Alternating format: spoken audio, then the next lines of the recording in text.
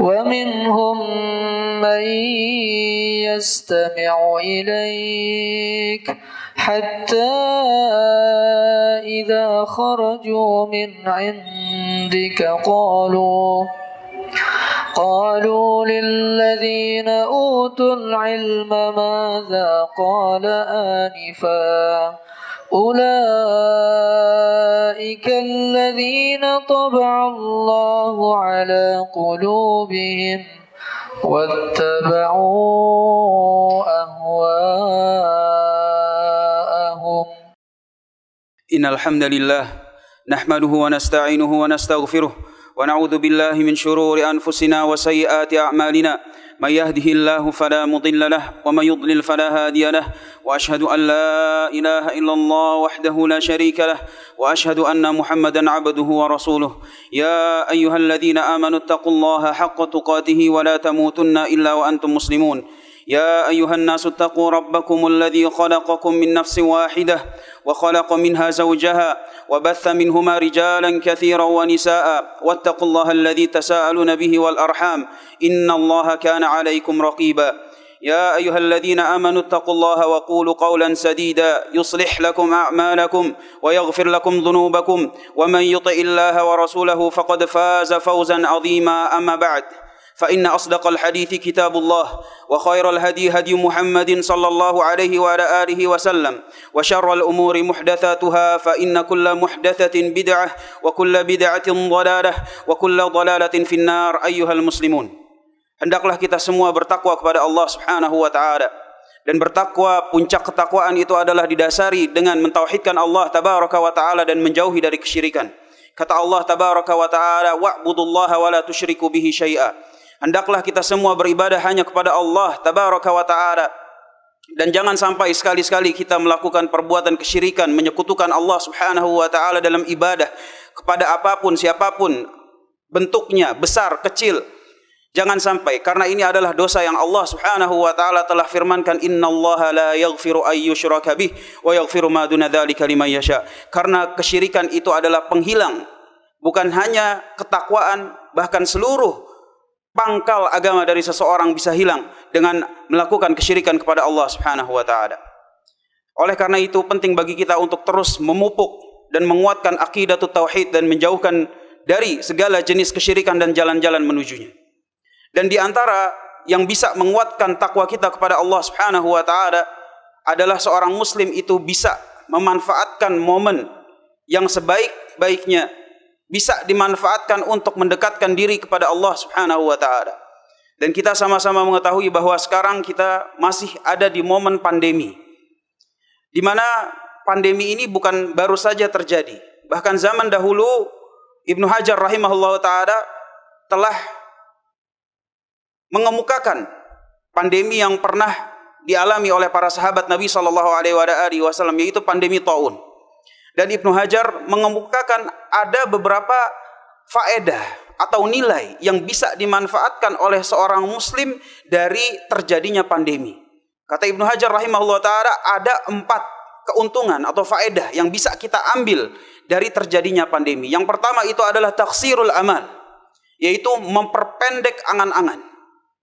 Memperpendek angan-angan kenapa? Agar kita sadar bahwa dunia ini dibanding akhirat itu hanya sebentar. Kata Allah Subhanahu wa taala, fi yaumin kana miqdaruhu alfasanatin mimma ta'udun, bahwa satu hari di akhirat itu layaknya 1000 tahun di bumi. Sehingga bagi kita yang normalnya itu hidup mungkin sekitar 60 tahun, 63 tahun, 65 tahun, sebenarnya jatah kita hidup di bumi itu cuma 1,5 jam waktu akhirat. Sehingga dengan terjadinya pandemi, hendaklah kita sadar bahwa di dunia ini cuma sebentar. Di dunia ini cuma sebentar. Itu yang pertama bisa diambil, yaitu taksirul amal, memperpendek angan-angan. Yang kedua, yang bisa kita ambil dari terjadinya pandemi itu adalah tahsinul a'mal, memperbaiki amalan. Karena kita diciptakan oleh Allah Subhanahu wa taala dengan tujuan agar kita beramal kepada Allah Subhanahu wa taala. Setelah kita mentauhidkan Allah Subhanahu wa taala, menjauhi dari kesyirikan, maka dibangun di atas tersebut amalan-amalan saleh. Kata Allah Subhanahu wa taala, liyabluwakum ayyukum ahsanu amala. Agar bisa terlihat mana dari kalian yang paling baik amalnya. Maka ini merupakan nilai kedua yang bisa kita ambil dari terjadinya pandemi. Nilai yang ketiga disebutkan Ibnu Hajar rahimahullah taala itu adalah dengan wal yaqadhah anil ghaflah, agar kita semua itu sadar dari bagaimana kita lalai dalam beribadah kepada Allah Subhanahu wa taala, lalai dari agama, lalai dari menuntut ilmu yang wajib bagi kita untuk mengetahuinya dari agama Allah Subhanahu wa taala, lalai dari beramal saleh, lalai dari meninggalkan maksiat, waliyadzubillah. Sehingga dengan terjadinya pandemi, kematian di sana sini, tak henti-hentinya kita menulis innalillahi wa inna ilaihi rajiun di WhatsApp kita, di Facebook kita, di sosmed kita, Instagram kita, telah meninggal fulan, telah meninggal alan. Belum lagi kita dengar si fulan masih isolasi di rumah sakit dan lain macam sebagainya. Maka hendaklah yang ini membuat kita sadar dari kelalaian kita, dari apa? Dari memupuk bekal untuk menuju akhirat. Dan yang keempat adalah yang bisa kita ambil dari pandemi itu adalah watazawwud lirrihlah, agar kita semua mempersiapkan perjalanan. Karena kita semua berada dalam perjalanan, kita harus sadar atas hal tersebut. Innaka kadihun ila rabbika kadhan famulaqih. Kata Allah tabaraka wa taala, seluruh dari kita itu berada dalam perjalanan menuju Allah tabaraka wa taala, dan di akhir perjalanan kita akan bertemu dengan Allah Subhanahu wa taala. Dan kalau sudah bertemu Allah Subhanahu wa taala, kita akan ditanya.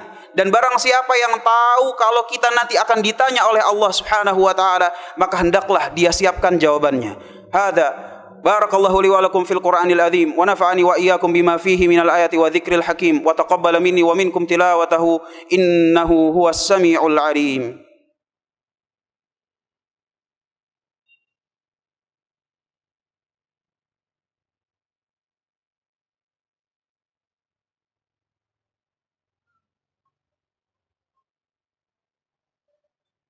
Alhamdulillah rabbil alamin, wassalatu wassalamu ala asyrafil anbiya'i wal mursalin nabiyina Muhammadin wa ala alihi wa sahbihi ajma'in wa man tabi'ahum bi ihsanin ila yaumiddin. Asyhadu an la ilaha illallah wahdahu la syarika lahu wa asyhadu anna Muhammadan 'abduhu wa rasuluhu amma ba'd. Maka seorang muslim hendaknya dia bisa memanfaatkan apapun itu, apapun keadaannya dia, bagaimanapun, agar jangan sampai lalai dari ketaatan kepada Allah Subhanahu wa taala.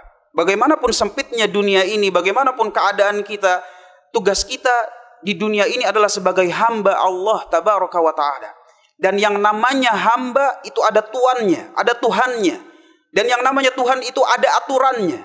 Sehingga bagi kita hendaklah selalu untuk mematuhi aturan Allah Subhanahu wa taala, dan jangan sampai ada yang kita langgar.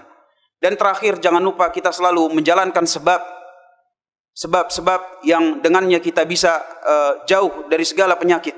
Dan tak lupa kita juga meminta kepada Allah Subhanahu wa taala agar segera bala wal waba itu diangkat dari biladil muslimin, dan mudah-mudahan Allah Subhanahu wa taala menyembuhkan yang sakit, merahmati yang telah wafat di tengah-tengah kita. Allahumma salli ala Muhammad wa ala ali Muhammad kama sallaita ala Ibrahim wa ala Ibrahim wa barik ala Muhammad wa ala ali Muhammad kama barakta ala Ibrahim wa ala Ibrahim innaka Hamidum Majid. Allahumma ighfir lil muslimina wal muslimat wal mu'minina wal mu'minat al ahya'i minhum wal amwat innaka sami'un qaribun mujibu da'wat wa ya qadiyal hajat. Allahumma shfi mardana warham mautana wa mautal muslimin ya rabbal alamin. Allahumma irfa' 'anna al bala wal baba ya arhamar rahimin. Allahumma rabbana atina fid dunya hasanah wa fil akhirati hasanah wa qina adzaban nar. Wa sallallahu ala nabiyyina Muhammadin wa ala alihi wa sahbihi wa sallam walhamdulillahi rabbil alamin wa aqimus shalah. والذين اهتدوا زادهم هدى وآتاهم تقواهم